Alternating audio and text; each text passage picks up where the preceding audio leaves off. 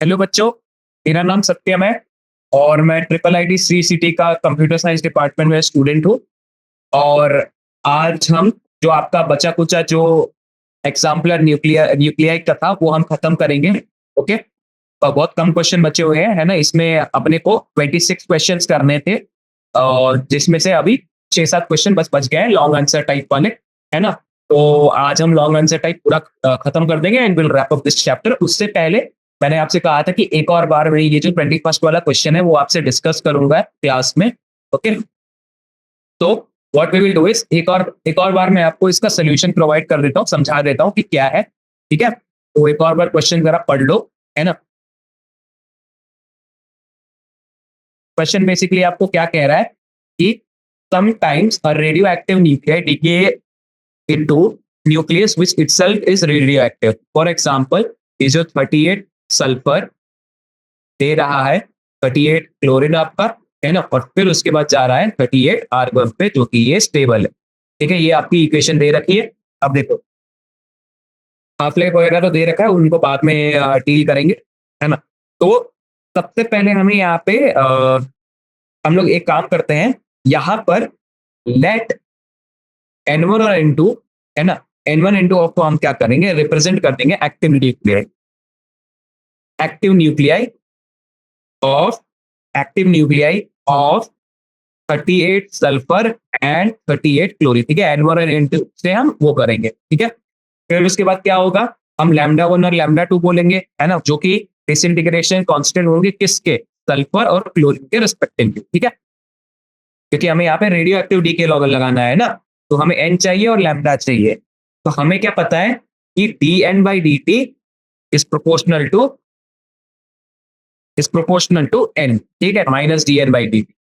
तो फिर प्रोपोर्शनैलिटी हटाने के लिए ये आ जाता है हमारा लैम्डा, जो कि डी के कॉन्स्टेंट होता है, which is D N by D T is equals to minus lambda N. ठीक है, ये आपका क्या है, रेडियो एक्टिव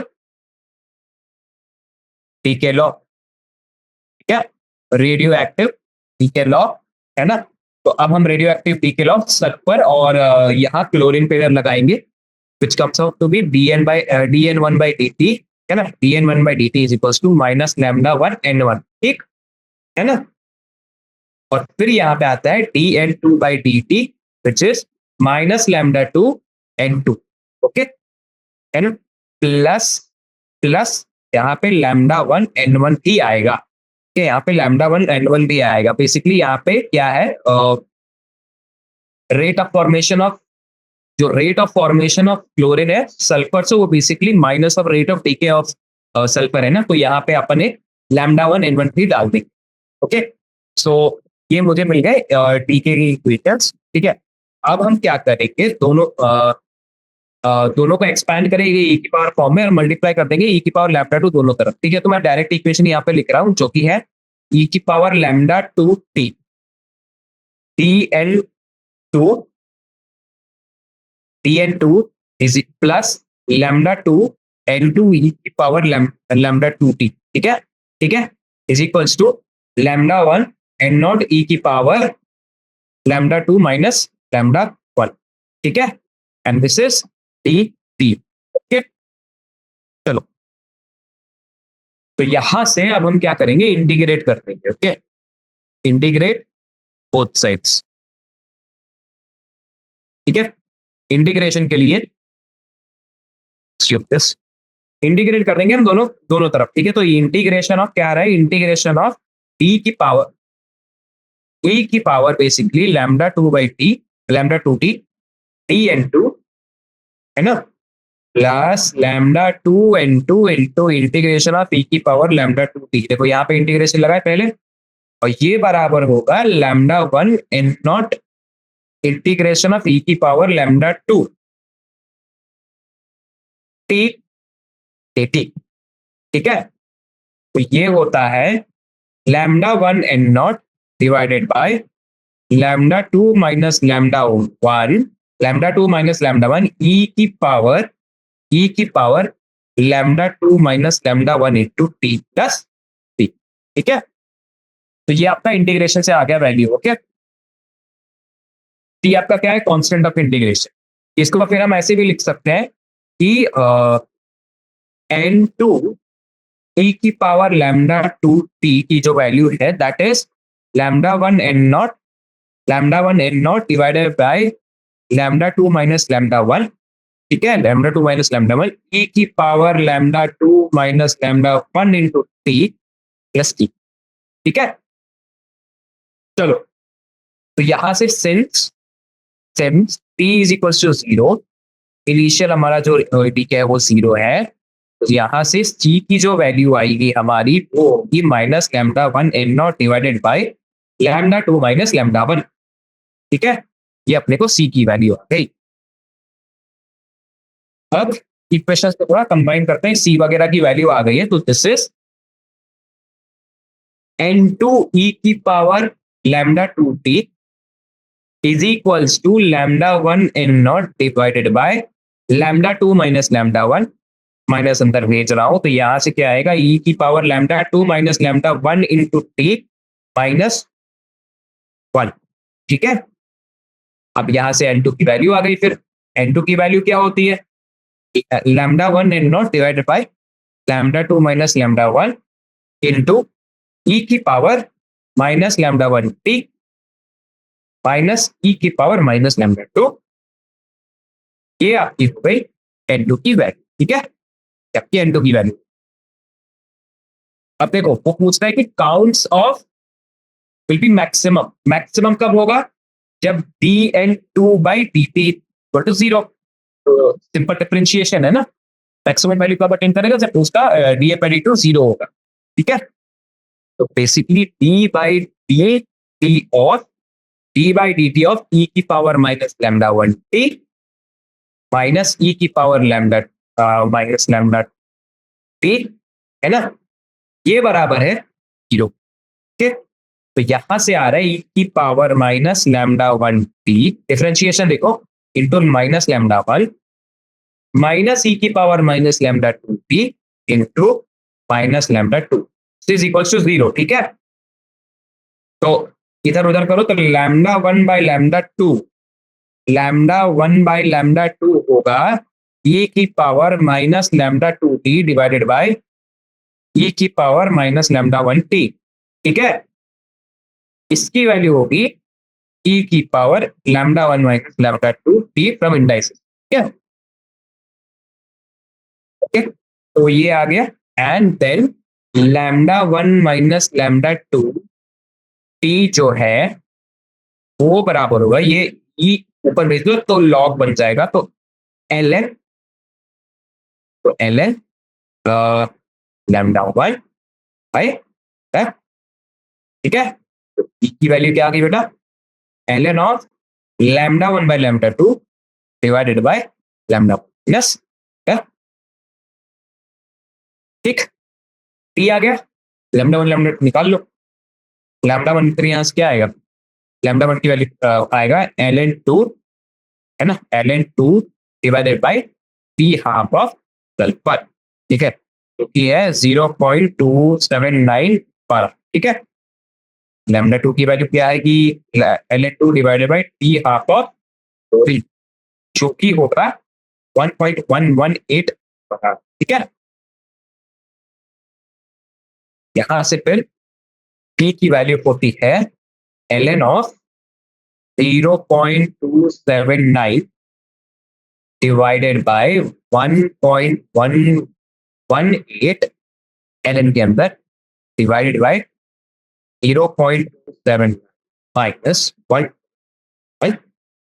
ये तो चीज है ना, इसको चाहो तो रट लो, ये फॉर्मूला की तरह आप रट मिक्स वगैरह में। ठीक है, ये पूरी कैलकुलेशन करोगे तो आपको आएगा 1.65 आवर्स। तो बेसिकली 1.65 आवर्स क्या होगा, ये जो क्लोरीन की जो number of counts of chlorine जो है वो मैक्सिमम होगा टी इक्वल टू 1.5 आवर्स पे। ठीक है, तो ये था 21st। ठीक है, अगेन वेरी इंपॉर्टेंट क्वेश्चन है ना, तो इस पर थोड़ा फोकस करना, और का एक काम करता है, यहाँ पे एक फॉर्मूला आप रख सकते हो जो कि है की वैल्यू वो है L N lambda 1 by lambda 2 divided by lambda. Yes, ठीक है.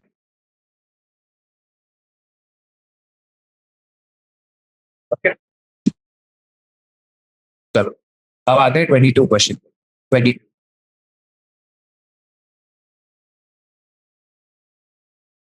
Let's check that.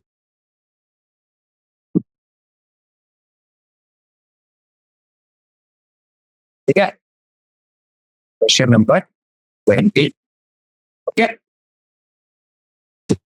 Neutron is a bounded state of a neutron and proton with binding energy P equal to 2.2 mega electron. ठीक.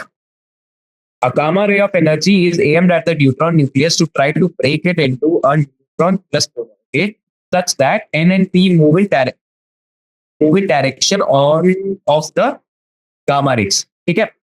ये आके इस तरह से उनसे कोलाइड करेगा कि वो टूट के वो गामा रेस के डायरेक्शन में चले जाए. अगर E इक्वल टू P है, then show that this cannot happen. Hence, calculate how much bigger than P must be E for such a process to happen. है ना. तो E कितना बड़ा होना चाहिए B से कि ये प्रोसेस हमारा हो जाए. ठीक है. तो देखो इसका सोल्यूशन. गिवन गिवन क्या है? Binding energy. जो हमारा बाइंडिंग एनर्जी है P, उसकी वैल्यू 2.2 मेगा इलेक्ट्रॉन वोल्ट है.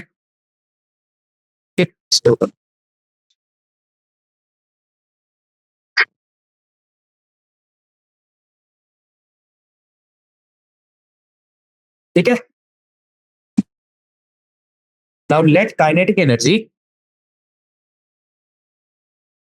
Now let kinetic energy. Let kinetic energy and momentum of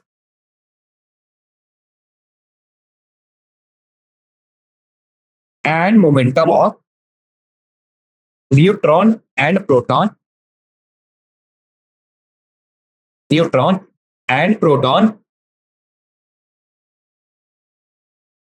be Kn, Kp and Pn, okay, respectively. ठीक है, respectively. तो यहां से E माइनस बी जो होगा that will be Kn plus Kp. ठीक है, जिसकी वैल्यू होगी Pn square upon 2m plus P का स्क्वायर डिवाइडेड बाय 2. ठीक है, ये सही है ना. ये बेसिक इंफॉर्मेशन है, ये आपको पता होनी चाहिए. ठीक है. अब मैं काम करता हूं, इसको इक्वेशन वन मान लो. इसका आप मान लो इक्वेशन. ठीक. तो यहां से apply apply conservation of momentum और मोमेंटम. यहां पे by applying conservation of momentum Pn plus Pk is equals to E by C. ठीक है.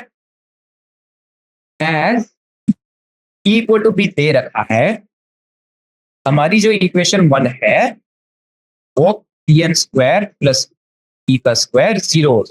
ठीक, सही बात है ना. काम करो, इसको इक्वेशन 2 बोल. ओके. तो ये तभी होगा, ओनली हैपन, ये तभी होगा जब Pn की जो वैल्यू है P के बराबर. ठीक है, ये तो तभी हो सकता है ना. ये चीज कब हो सकती है? ये चीज दो पॉजिटिव नंबर्स का सम 0 हो रहा है, तो ये तो पॉसिबल नहीं है. तो दो नंबर्स में 0 होना पड़ेगा, है ना. तो वो पता नहीं इक्वल है, मेरे equal to 0. Okay, now let us take E is equals to B plus X. ठीक है, where X बहुत छोटा है P से. Okay, for the purpose. Okay.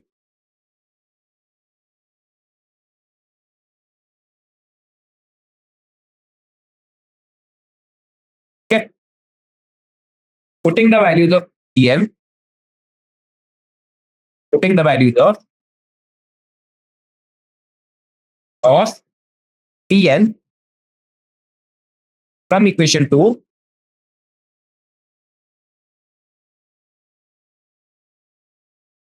to equation 1, we get वो की वैल्यूज एक में डालेंगे तो क्या आएगा, 2 into Pp का square minus 2E/c P of P plus T square by T square minus 2mx की जो वैल्यू है वो 0। ठीक है, अब ये क्वाड्रेटिक इक्वेशन है, देखो। तो सॉल्व द क्वाड्रेटिक इक्वेशन, इस इक्वेशन को सॉल्व करोगे तो minus B plus minus 2E/c है ना, plus under root of T square जो कि होगा 4E² / c² माइनस 2a 4 दूनी 8 8 और T² / माइनस 2mx याद कराएगा। ठीक, T², ठीक है, ठीक है, a की वैल्यू 2 है ना, बाई 2a तो 4 हो गया। अब देखो, अगर रियल वैल्यू होगा, है ना, रियल वैल्यू पे क्या होता है, रियल वैल्यू पे क्या होता है, जो आपका डिस्क्रिमिनेंट होता है वो 0 से बड़ा होता है, यानी कि 4E² / c² जो है that is 8 E² / c² minus mx। ठीक है, this 16mx is equals to 4E² / c², है ना, जो कि होगा x equal to E² / 4mc²। Okay, लेकिन बट हमने क्या कहा था, x की वैल्यू बहुत छोटी है p से, इसका मतलब कि बराबर है b से, तो x की वैल्यू हम लिख सकते हैं p² / 4m।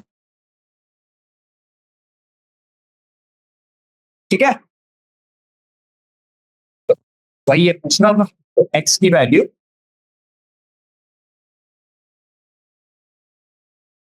है, इस केस में दोनों बराबर है, x की वैल्यू आपकी E² / 4mc² है, या फिर उससे by 4mc²। ठीक है, तो your number 2।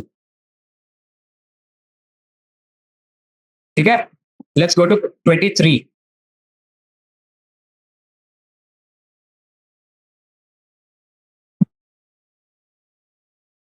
Let's go to 23।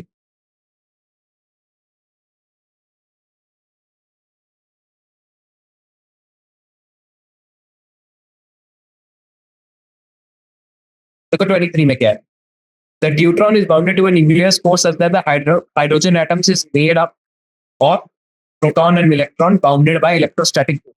ठीक है, if we consider the force between neutron and proton and neutron to be given as the Coulomb's, अच्छा तो F की वैल्यू ऐसे दे रखा है कि 1/4 pi 1/4 pi epsilon naught square by r, ऐसे दे रखा है वो force है। estimate the value of E, अच्छा E plus upon E, okay, given that binding energy of a deuteron। अच्छा, अब वो कह रहा है कि binding energy of a deuteron, उसने क्या दे रखा है, 2.2 मेगा इलेक्ट्रॉन। ठीक, 2.2 mega electron. Okay, so now यहां से स्टेप बाय स्टेप देखो, अब हमें याद है कि बाइंडिंग एनर्जी है ना, बाइंडिंग ये पी है बेटा, तो आपका जो binding energy of hydrogen atom है वो होता है n की पावर 4 डिवाइडेड बाय पाई ये, है ना, एच स्क्वायर, जिसकी वैल्यू होती है 13.6 इलेक्ट्रॉन। ठीक है ना, सही है ये।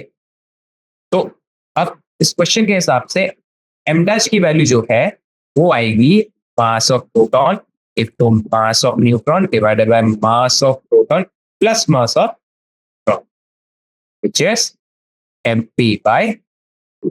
ओके, तो यहां से 8 1836 मीटर डिवाइडेड टू, जिसकी वैल्यू है 918 मीटर। ठीक है, 918 मीटर। फिलहाल तो ये हमें एम डैश मिली। ओके, अब hence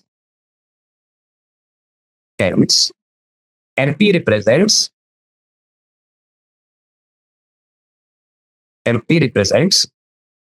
the mass of a neutron or proton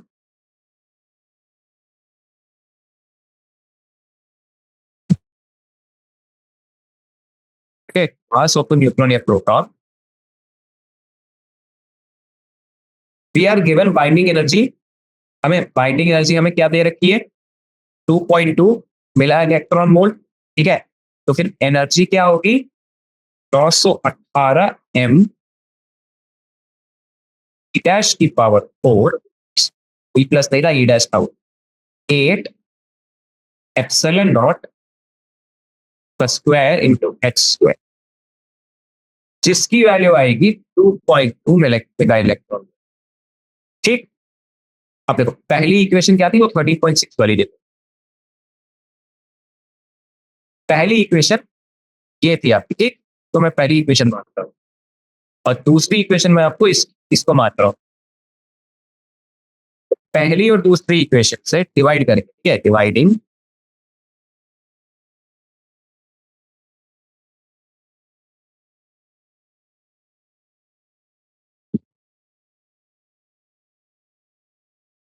one and two. ठीक है, divide the equation one and two, तो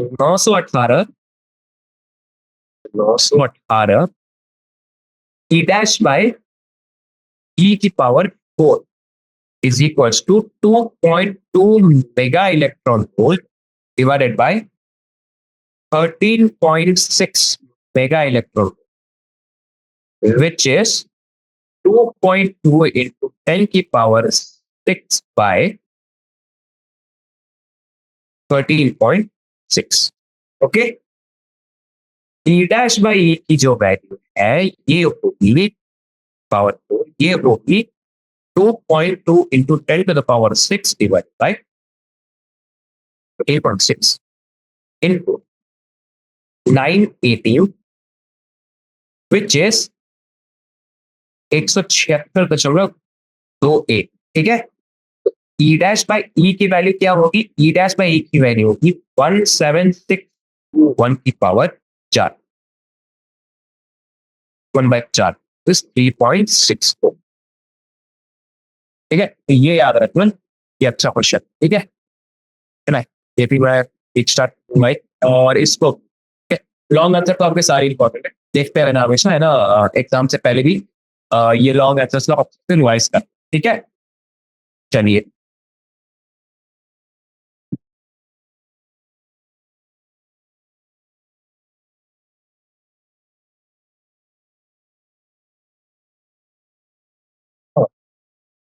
अब आया क्वेश्चन नंबर 20। ठीक है,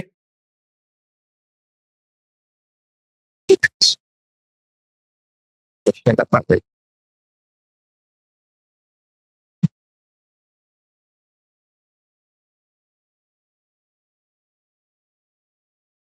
नंबर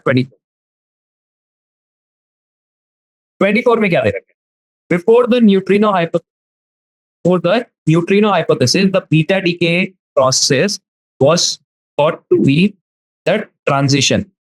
अच्छा, ये ट्रांजिशन सोचा गया कि n गिव्स प्लस। ओके,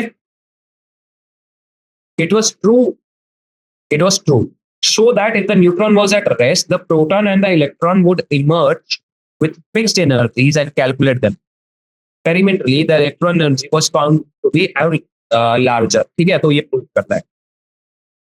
अब देखो, तो ये बीटा डीके है बेसिकली, है ना। तो हमें दो केसेस मानने पड़ेंगे, है ना, एक बीटा डीके से पहले एंड बीटा डीके के बाद, ठीक है। Let's consider the cases before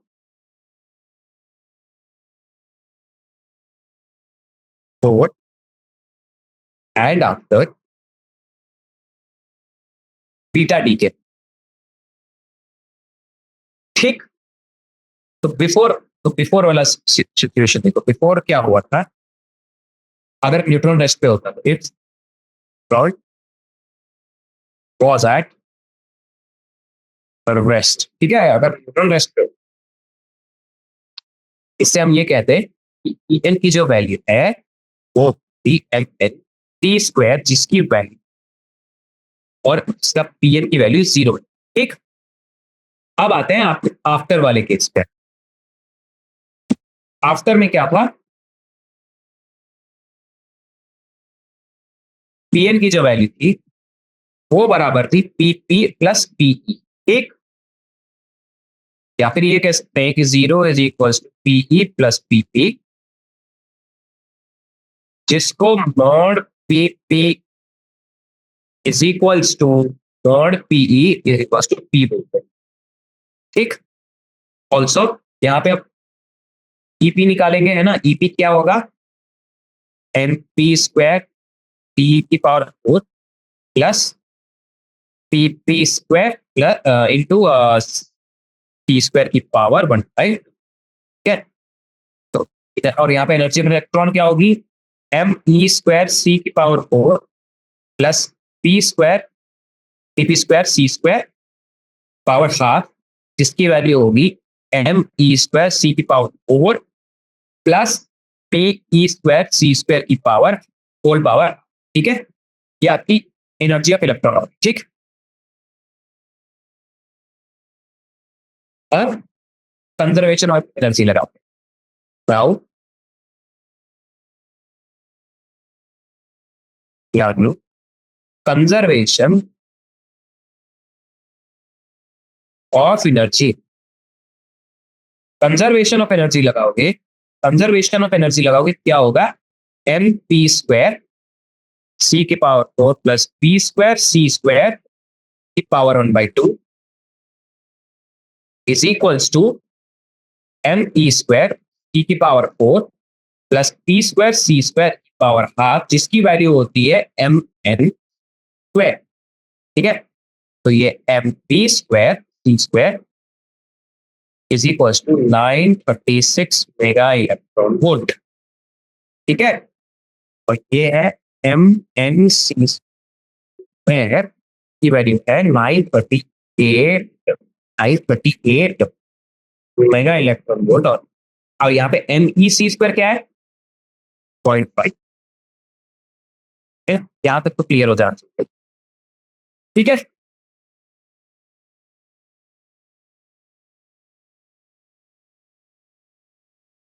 अब since energy difference since energy difference between n and p is small,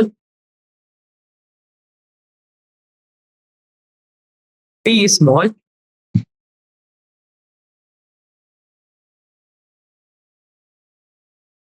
p को c पे नहीं स्मॉल, ठीक। तो pc जो है वो बहुत छोटा होगा M P C, while pc may be greater than it may be greater than M E C, ठीक।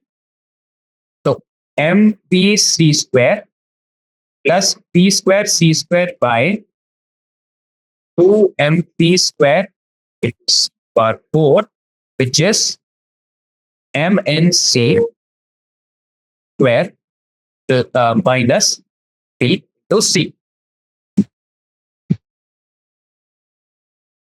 तो अब फाइनली यहाँ पे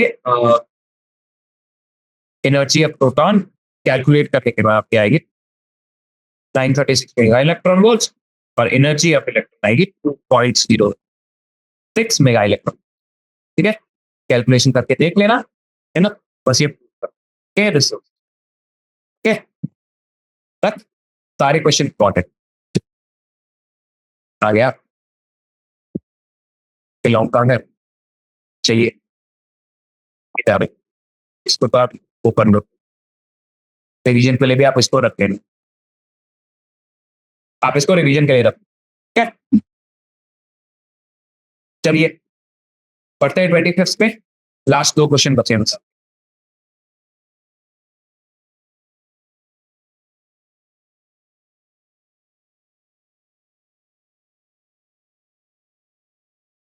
चलिए 25 क्वेश्चन,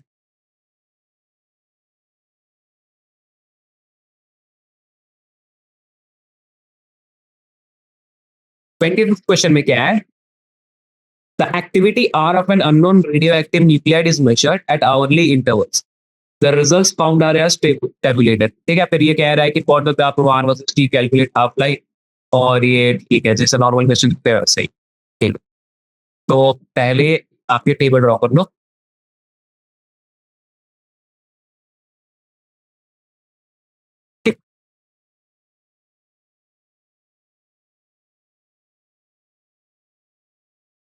एक से तो आपके शेप के रेक्टेंगल टेबल ड्रॉ, ओके, तो this is shape, right, time बढ़िया, ठीक।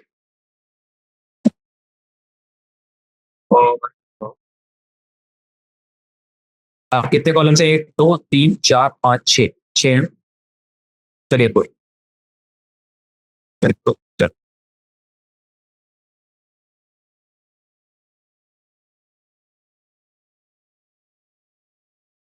एक सेकंड,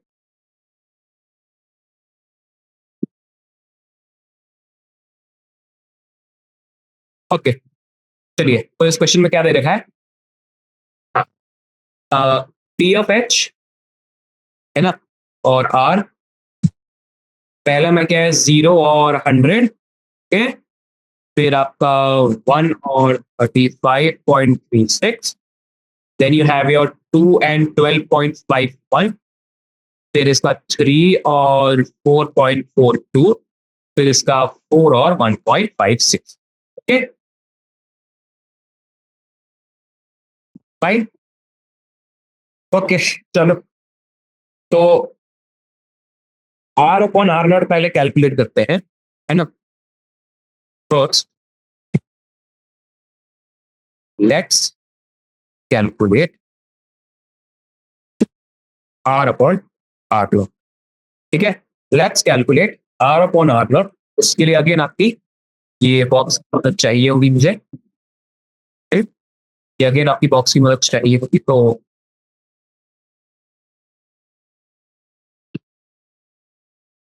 ये थोड़ा सा पड़ा, ड्रॉ शेप्स,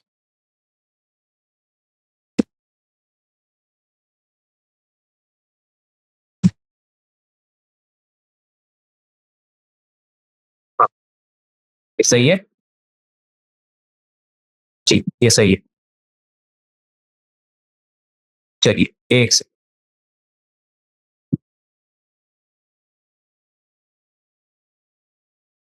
चलिए इसको एक बार ड्रॉ कर लेते हैं अच्छे से, है ना। चलिए इसका ऐसे देखिए बच्चों, देखिए थोड़ा सा पेशेंस रखिए, क्योंकि ड्राइंग ही है, थोड़ी सी दिक्कत हो रही है, लेकिन कोई बात नहीं, okay, right, right, we have this line and we be having basically 3 columns in this, है ना, ठीक है। चलो भाई 2 रोज तो बढ़ गए, अब अपना काम करते हैं, है ना। चलो without any time waste, let's do it. सबसे पहला हमारा बनेगा T of X, right? Then we have our R, R was basically in MP, क्या सबको पता है? और यहाँ पे निकालेंगे R upon R not, okay, right, let's गो।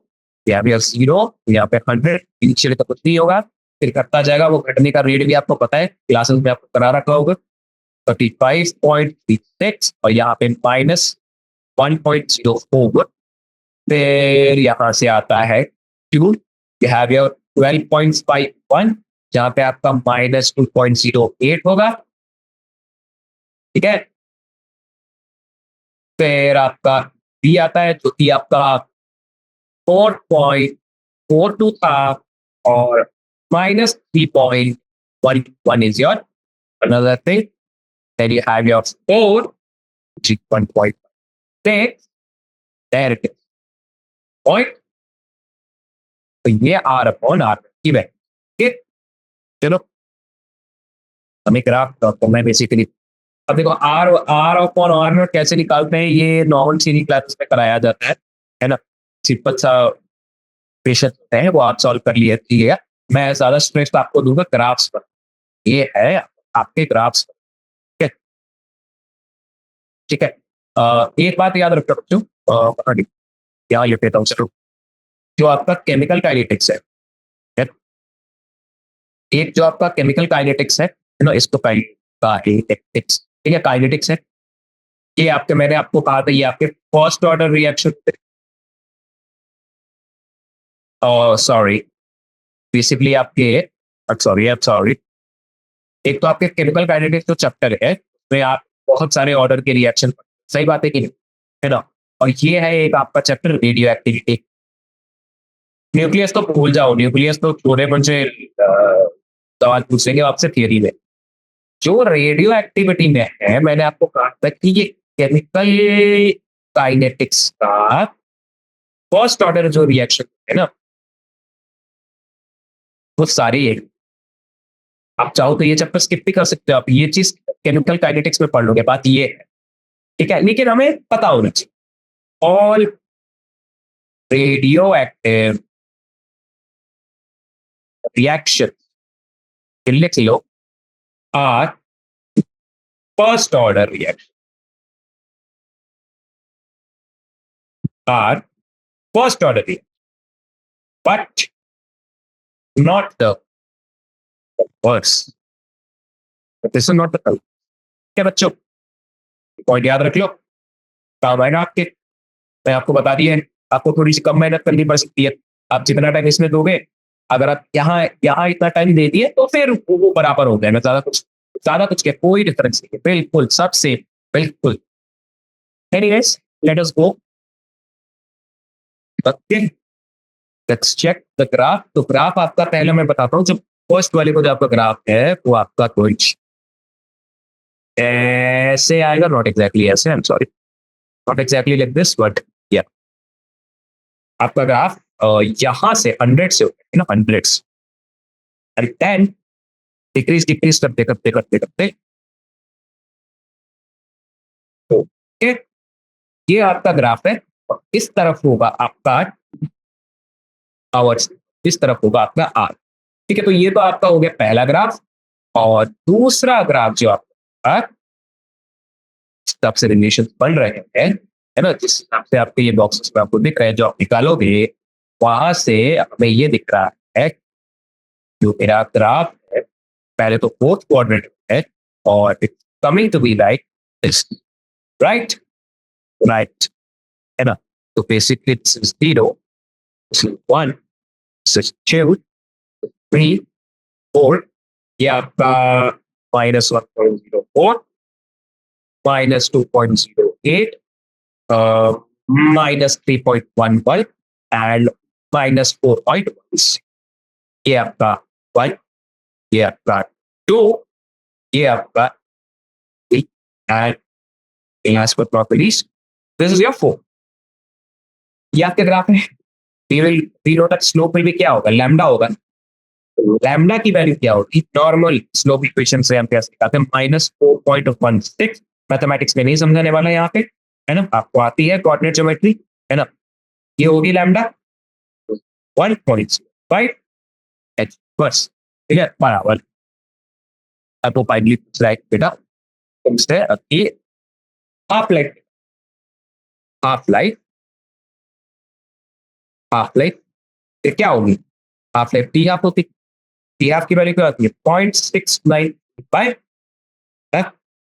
0.693 1.05 जब पहला, इसकी वैल्यू 0.66 आवर्स आएगी, जो कि होती है 39.6 मिनट्स।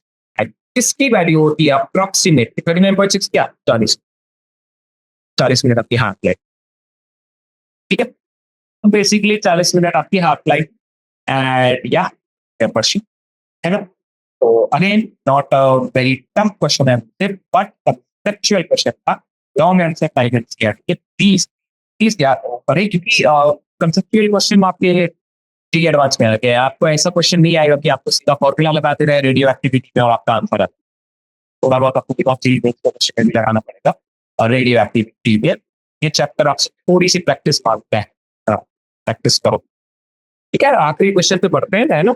आपका ये आता है,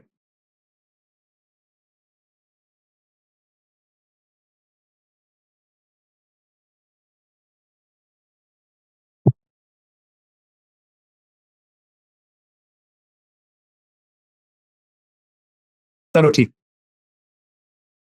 26 क्वेश्चन, न्यूक्लियर विद ये एट एन दे रखा है, verify bye calculating the proton separation S P R A R S P of ये पूछ रहा है। एंड ओके या so this is another your common question, है ना।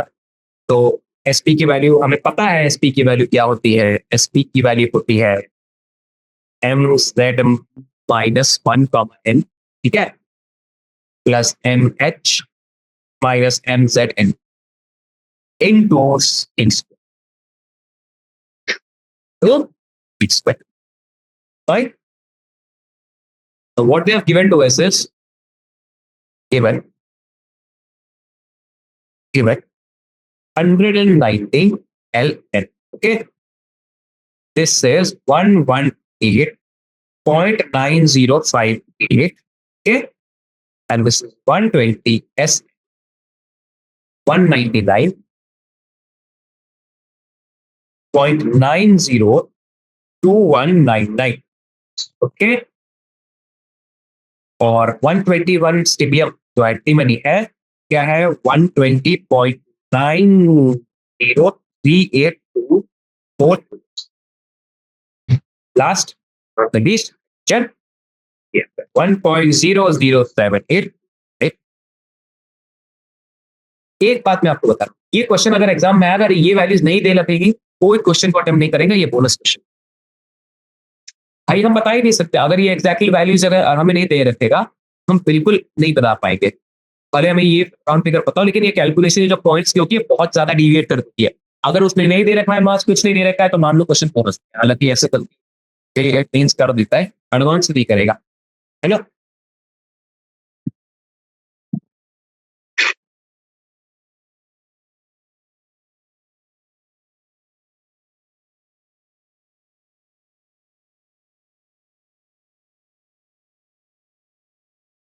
चलो ओके,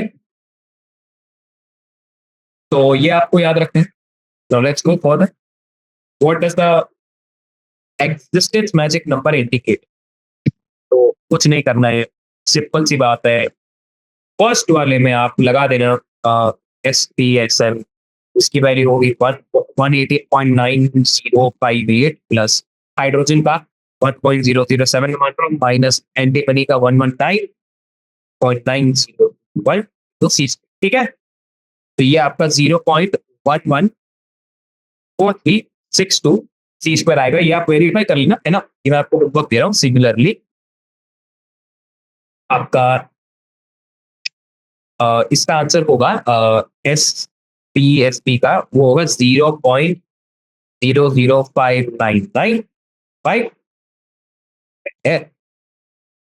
तो ये आपका मैं होमवर्क क्वेश्चन दे रहा हूँ, ट्राई कर लेना, है ना। आसान है, नहीं तो आपको सोल्यूशंस को मिल ही जाते हैं, है ना। आप उनको रेफर कर सकते हैं, है ना। ये आपका बेसिकली चैप्टर हुआ है ना। और कंक्लूडिंग मैं आपसे बस थोड़ा सा और टाइम चाहता हूँ, है ना। यहाँ पे देखिए बच्चों, यूपीआई चैप्टर में हमने क्या किया?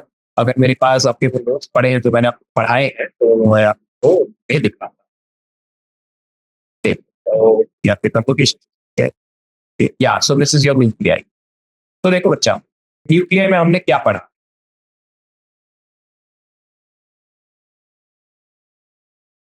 इट्स क्या, तो basically what we study in UPI, पहले तो हमने पढ़ा टर्म्स रिलेटेड, एटॉमिक नंबर पे बात आई, प्रोटॉन पे बात आई, इसके ऊपर बात आई। तब फिर मैंने आपसे कहा था कि एक इंपॉर्टेंट चीज है, वो है nuclear size R equal to R not A की पावर 1/3। इसको आपको याद रखना है और आर नॉट की वैल्यू याद रखनी है। ये आपको कोई देगा नहीं, है ना, आजकल नहीं देते हैं। तो ये दिक्कत, ये हो सकता है कि दे दे अगर नसीब अच्छा हो, नहीं तो इन जनरली नहीं देते। फिर आपकी आती है न्यूक्लियर डेंसिटी। अब हाँ, ये हो सकता है कि आपकी आपसे फर्स्ट रीजन नहीं, फर्स्ट रीजन नहीं, which of the following statement is true? Nuclear की डेंसिटी कांस्टेंट या इंडिपेंडेंट होती है? हाँ, ये सही बात है। और कितनी होती है? 3 मीटर पर 4 पाई r क्यूब। ठीक है, इसका मतलब क्या है पता है? इसका मतलब ये है कि अगर मैं 1 मीटर की एक ट्यूब लूंगा डायमेंशन की, अगर ये 1-1 मीटर की है, अगर 100 आदमी भी इसको उठाने आ जाए तब भी नहीं उठेगा ये, क्योंकि बेटा डेंसिटी कितनी भारी होती है। अगर मान लो आपके सामने एक one 1 centimetre into 1 centimetre 1 metre into 1 metre into 1 metre का क्यूब रखा हुआ है, अगर वहां पे 100 पहलवान भी आ गए ना हटाने के लिए, तब भी वो हिलेगा भी नहीं। This is the nuclear density, the density of a nuclear.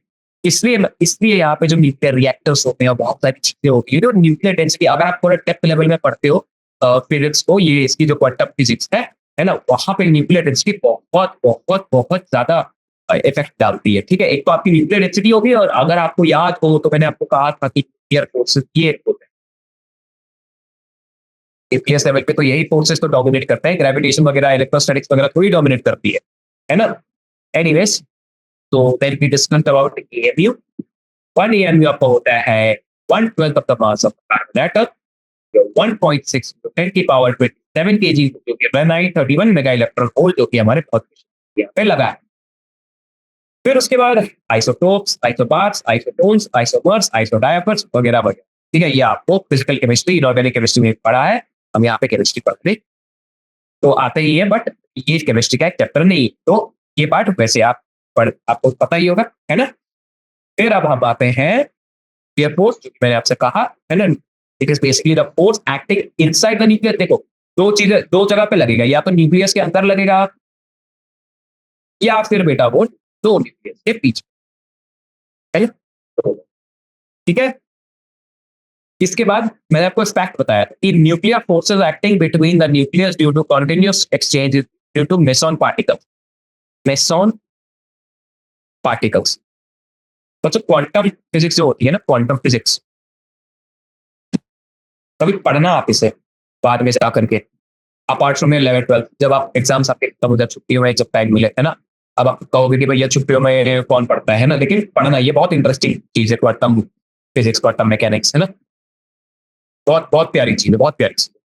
ठीक है, और उसके बाद क्या क्या डिस्कस किया था? हमने डिस्कस किया था आपका mass defect, mass defect. Okay, mass defect के बाद आपका एम माइनस एल ये था, and then we had your nuclear binding energy. Binding energy के बाद आपका पैकिंग फ्रैक्शन में मैंने डिस्कस किया था। पैकिंग फ्रैक्शन के बाद आपकी आई थी, अब आई है रेडियो एक्टिव। काम कितना न्यूक्लियस का था वो यही तक था। ठीक है, रेडियो एक्टिविटी में हालांकि यूज होता है। रेडियो एक्टिविटी मैंने आपसे क्या कहा था कि रेडियो एक्टिव रिएक्शन होते हैं। रिएक्शन कौन कौन से होते हैं? Alpha, beta, gamma. Radiation, sorry, reaction alpha rays क्या होता है? Consist of alpha particles. Alpha particle consist करेंगे, तो ये अल्फा पार्टिकल्स हमारे क्या होते हैं? Doubly ionised helium ion. फिर हमारे होते हैं बीटा रेस। बीटा रेस क्या होता है? Consist of fast moving electrons, है ना। और गामा रेज होते हैं हमारे इलेक्ट्रोमैग्नेटिक वेव्स। बीटा रेज भी बेटा बीटा प्लस और बीटा माइनस में होता है, मैंने आपको बताया था। क्वेश्चन भी मैंने क्वेश्चन पे कराई थी, अगर आपने रेगुलर क्लास सुनी है। ये अल्फा, ये बीटा, है ना। गामा की सच इक्वेशन नहीं दे रखी थी, है ना। फिर आता है रेडियो एक्टिव बी के लॉ, जो कि Rutherford sorry law, sir Rutherford and sorry had made this law state that the rate of disintegration is directly proportional to the active number of nucleons, जो कि minus dn/dt is directly proportional to n। Proportionality को हटाने के लिए हम lambda डालते हैं। Lambda क्या होता है? Disintegration constant. लैम्डा होता है बेटा डिसइंटीग्रेशन कांस्टेंट। ठीक, ठीक है, बहुत बढ़िया। चलिए, अब आप उसके बाद हाफ लाइफ साइकिल, क्या आप, है ना, टी इक्वल टू ये, है ना, फिर उसके बाद एवरेज लाइफ, फिर उसके बाद ये, ठीक है, and then we had your this, है ना, टेम्पर टाइम। टेम्पर टाइम के बाद मैंने आपसे कहा था कि nuclear fission, nuclear fusion, carbon nuclear energy पढ़िए, रिएक्टर पढ़िए। रिएक्टर का एक क्वेश्चन आया था, है ना, रिएक्टर का एक क्वेश्चन आया ही था। ओके, देखिए बच्चों, ये जो लास्ट का सेक्शन है ना, एज सच क्वेश्चन में अभी हमने हैंडल नहीं किए, लेकिन ये क्वेश्चन आएंगे आपके इसके एग्जाम में, मेरी अच्छे स्ट्रॉन्ग होनी चाहिए उसकी, है ना, क्योंकि एक्चुअली में वो एक ऐसी चीज है जो रीडिंग करके ही आपको पता चले। ठीक है, मैं वैसे एक बात बता रहा हूँ, न्यूक्लियर फिजन क्या होता है? न्यूक्लियर फिजन परमाणु बम, एटॉमिक बम। न्यूक्लियर वैसे न्यूक्लियर फ्यूजन जो है वो आपका परमाणु बम है, न्यूक्लियर फिजन से आप हाइड्रोजन बम। अगर आप एक एटॉमिक बम तोड़ते हो तो तापमान कम से कम 4000 से लेकर के 5000 डिग्री सेल्सियस तक चला जाता है उस पर्टिकुलर सरफेस का, है ना। हिरोशिमा एंड नागासाकी पे हुआ था, राइट। आप देखो, अगर किसी को मान लो हाइड्रोजन बम फोड़ना पड़ेगा तो सबसे पहले उसको फोड़ना पड़ेगा एटॉमिक बम, ताकि वो वहां पे जो हमारी एक्सोथर्मिक रिएक्शन होती है ना, एक जो लेवल होता है, राइट, उसको वो पार कर ले। उस एक्सटर्नल एनर्जी को अचीव करने के लिए 4000 से लेकर के 5000 डिग्री सेल्सियस हमें चाहिए।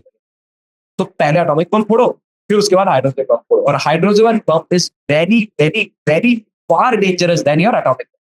ठीक है, ये थोड़े से फैक्ट्स हैं, टेक्स्ट बुक में शायद लिखे होंगे, है ना, मैंने नहीं तो नहीं लिखे हैं, तो फिर मैंने आपको ये बता दिए कि आपकी नॉलेज के लिए है। बाकी फ्यूजन कैसे काम करता है, फ्यूजन कैसे काम करता है, ये फ्यूजन का मतलब क्या होता है? फ्यूजन मतलब दो तीन टुकड़े जुड़ रहे हैं भाई। फ्यूजन का मतलब क्या है? डिसइंटीग्रेट हो रहे हैं।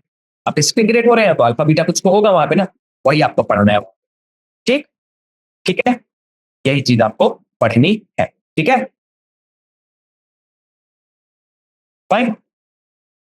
चलो, अब यहाँ पे क्या है, अब देखो, तो ये आपकी बेसिकली थ्योरी थी बच्चे, है ना, ये आपकी पूरी थियरी थी आपकी यूपीआई की, है ना। मैंने पूरी कोशिश करी आपको पूरा थियरी और एग्जाम्पल क्वेश्चन कराने की, है ना, चाहे वो यहाँ पे एमसीक्यू 1 वाले क्वेश्चन हो या आपके बीच में ग्राफ वाले हो, शॉर्ट आंसर्स मैंने आपको लॉन्ग थ्री क्वेश्चन 2 बार करके बताया, फिर बाकी ये भी धीरे धीरे कराया ताकि आप समझिए, है ना, कि आप याद रखना केमिकल काइनेटिक्स वगैरह का। ठीक है, तो अब बच्चे मैं यही रिकमेंडेशन दूंगा कि देखो एग्जाम्पल तो आपकी हो गई, है ना, एग्जाम्पलर तो आपकी हो गई। अब इसके बाद आप जाओ JEE Mains P by Q. JEE Mains के जो पी बाई क्यू है वो 2019 से लेकर के 24 तक के आप करें।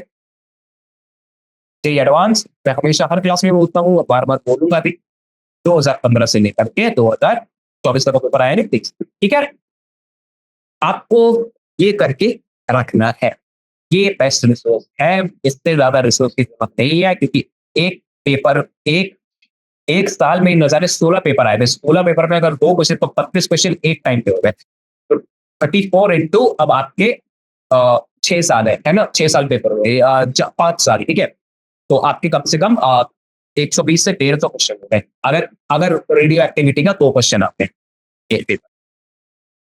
समझ रहे हो वैल्यू कितनी है? बहुत बहुत बहुत ज्यादा वैल्यू है। ठीक है, ये एडवांस में आ ही जाता है, रेडियो एक्टिविटी 2 साल में एक बार आ ही जाता है ना। इसमें आज तक घुमाने फिराने का इस चैप्टर में कुछ है नहीं, मैं आपको बताऊं। अगर कंसेप्ट आपके एकदम क्लियर है, कोई कुछ नहीं घुमा सकता आपको। बाकी चैप्टर्स में एकदम के घुमा सकते हैं, मॉडर्न फिजिक्स में तो बिल्कुल नहीं। मॉडर्न फिजिक्स तो बेटा 5 क्वेश्चन आएंगे, 5 के 5 ऐसे सही होने चाहिए आपके, ऐसे चैप्टर सही है। इतना फोकस करना, इतना ध्यान देना इन सब चैप्टर। ठीक है, बाकी आप ओलंपियाड अगर चाहो, अगर कोई सीरियस कैंडिडेट्स हैं जो बाहर की तैयारी करना है ऐसा कुछ, तो ओलंपियाड आप लगा सकते हो, है ना, तो एक्स्ट्रा अपना मेहनत करना चाहते हैं, है ना। और अगर नहीं बने क्वेश्चन तो बी मोटिवेट बिल्कुल आप। ठीक है, with this I will just conclude your class, है ना. न्यूक्लियाई जो चैप्टर है आपका, है ना, जो आपका न्यूक्लियाई चैप्टर है, दैट इज फिनिश्ड, है ना.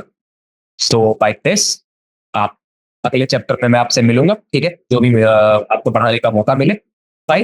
टिल देन बच्चों, take care of your health, है ना, and take care of yourself. Okay, so thank you.